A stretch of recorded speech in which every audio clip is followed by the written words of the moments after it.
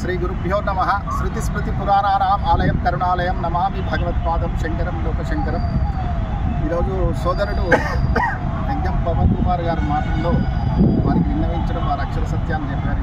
అలాగే తెలంగాణ బ్రాహ్మణ కార్పొరేషన్ సాధనా సమితి ద్వారా కూడా వారికి పూర్తి భరోసా మన బ్రాహ్మణ సమాజానికి పెద్దలు ఇచ్చారు. అలాగే మా తెలంగాణ వేదిక బ్రాహ్మణ సంఘం గురించి అన్ని సంఘాలతో కలిపి కూడా మన మీటింగ్ యొక్క ఏజెండాను వారికి సమర్పించడం జరిగింది. వారు చాలా సంతోషించారు. ముందుగా వారు ఏంటంటే పార్టీలకు ఖచ్చితంగా మీ బ్రాహ్మణ సమాజానికి మేము చేస్తాము, అది ఏ పార్టీల వారైనా సరే కానీ మేము పార్టీలకు సంబంధం లేకుండా బ్రాహ్మణ సమాజానికి హితం చేసే కార్యక్రమాన్ని తీసుకుంటాము. త్వరలోనే బ్రాహ్మణ సంక్షేమ పరిషత్తును పూర్తి ప్రక్షాళన గావించి అలాగే ఆ అమౌంట్ కూడా శాంక్షన్ చేయించి మళ్ళీ ఈ కార్పొరేషన్ చేయడానికి అన్ని యొక్క లీగల్ అడ్వైజులు తీసుకొని మనకు శాశ్వతంగా ఉండే కార్పొరేషన్ కూడా ఏర్పాటు చేస్తామని వారు మాకు హామీ ఇచ్చారు. ఆ హామీని కూడా వారు ప్రత్యేకంగా నిలబెట్టుకుంటాం, ముఖ్యమంత్రి గారి దృష్టి కూడా తీసుకెళ్తాము.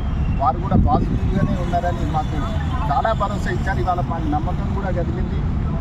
రేపు రాబో కాలంలో బ్రాహ్మణ సంక్షేమ పరిషత్తులు, బ్రాహ్మణ కార్పొరేషన్ నుంచి మనకు అద్భుతమైన పథకాలు, అద్భుతమైన మన పేదవాళ్ళ జీవితాలు మారుతాయనేది పూర్తిగా భరోసా ఇచ్చారు. కాబట్టి త్వరలోనే మీకు ఆ ఫలాలు అందుతాయి. ఆఫ్టర్ ఎలక్షన్ తర్వాత, ఎంపీ ఎలక్షన్ల తర్వాత ఆ ఫలాలు మనం అందుకుంటున్నామని ఆ పరమేశ్వరుని కూడా అందరికీ బ్రాహ్మణ సమాజానికి మంచి జరగాలనేది అందరి ఉద్దేశం. జై బ్రాహ్మణి, జై పరశురాం. జై ఒక్క నిమిషం అమ్మ, మీరు మహిళగా చెప్పండి.